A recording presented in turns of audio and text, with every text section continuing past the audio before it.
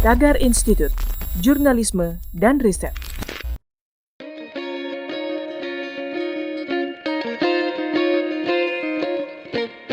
Halo Tagarians, para penonton Tagar TV dan juga pembaca Tagar ID, ketemu lagi sama saya, Kori Olivia. Hari ini saya ingin membacakan ulasan pilihan redaktur Tagar tentang banjir di Jakarta. Banjir, lagi-lagi banjir di sebagian wilayah DKI Jakarta, terutama di sepanjang bantaran Ciliwung, yang sering terjadi kalau hujan lebat di kawasan Puncak dan Bogor. Tanpa memperbaiki kondisi hulu dan daerah aliran sungai sepanjang Sungai Ciliwung, program penanggulangan di Jakarta akan sia-sia. Jika dilihat dari aspek geografi, maka sangat wajar Jakarta selalu banjir, karena sifat air yang selalu mengalir dari daerah yang tinggi ke daerah yang lebih rendah.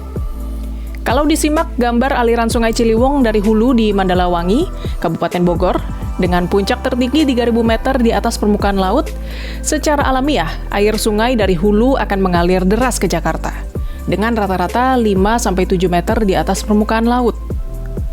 Aliran Sungai Ciliwung sepanjang 119 km. Sungai Ciliwung mengalir dari Mandalawangi ke Jakarta melewati kaki Gunung Salak, Gunung Kendeng, dan Gunung Halimun, serta membelah kota Bogor dan kota Depok.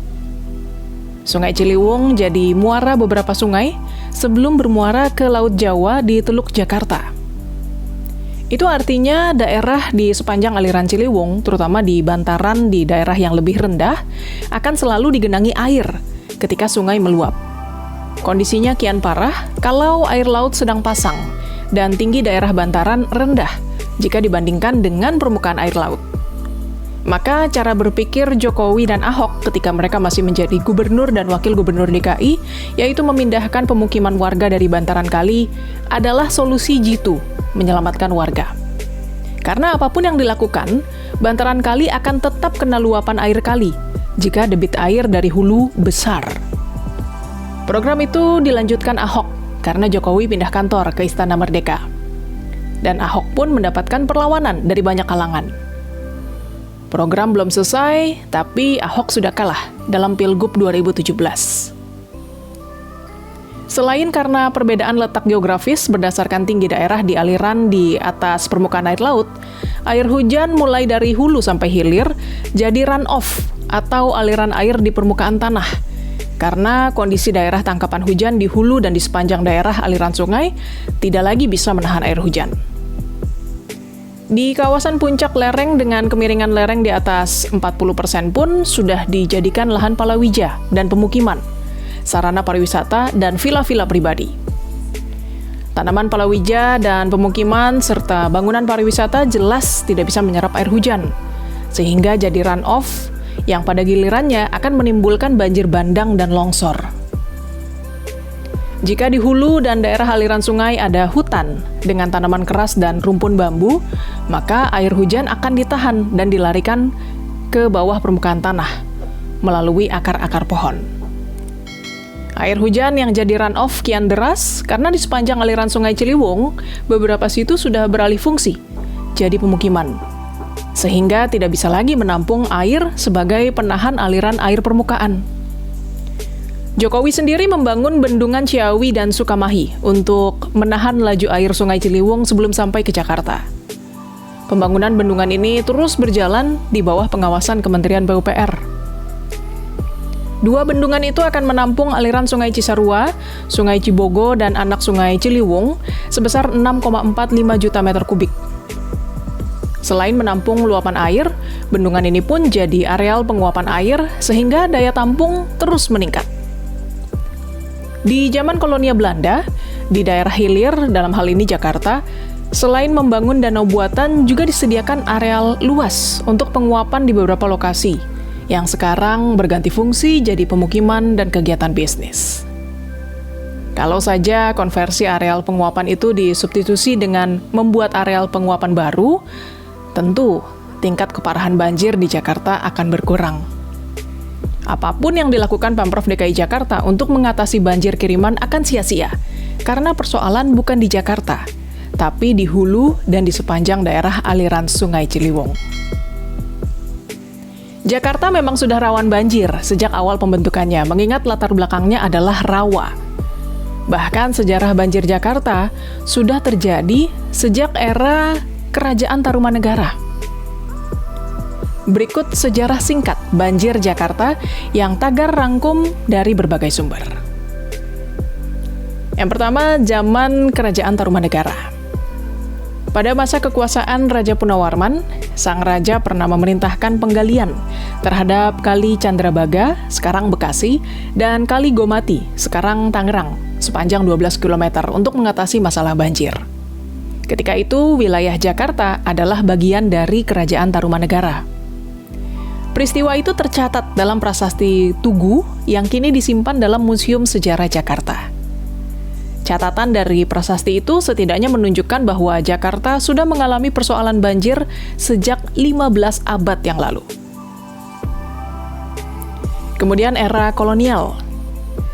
Sejak Gubernur Jenderal VOC Jan Pieterszoon Koen mendirikan kota Jakarta yang dulu disebut Batavia pada awal abad 17, banjir sudah menjadi masalah. Hampir sama dengan sekarang. Luapan air dari Sungai Ciliwung menjadi salah satu penyebab banjir, sehingga pemerintahan Belanda membangun proyek Banjir Kanal Barat, Banjir Kanal Timur, Lingkar Kota, dan sistem polder sekitar tahun 1920-an. Lalu pada era Orde Baru, banjir besar juga terjadi beberapa kali. Misalnya pada tahun 1976 dan 1979.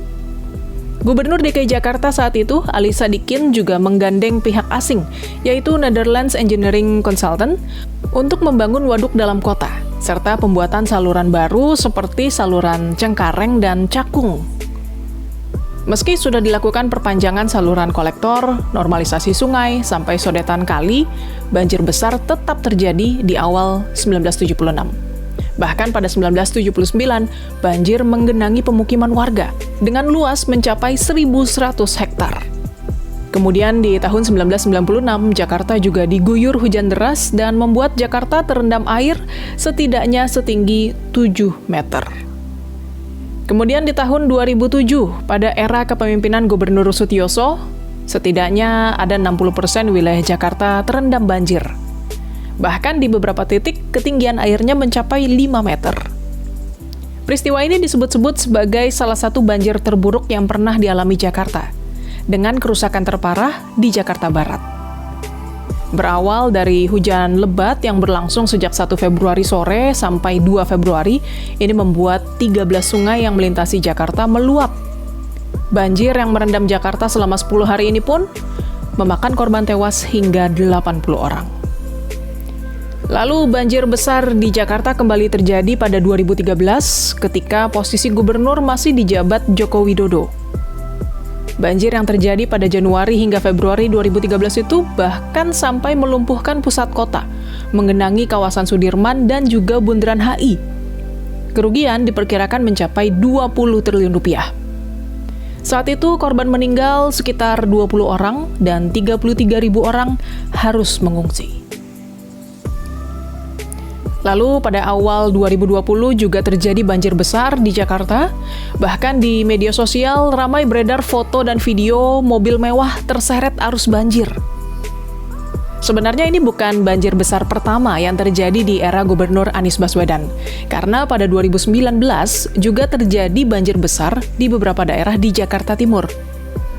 Namun, pada banjir 1 Januari 2020 ini, 312 korban banjir Jakarta mengajukan gugatan class action dan menuntut Anies membayar ganti rugi senilai 1 triliun rupiah.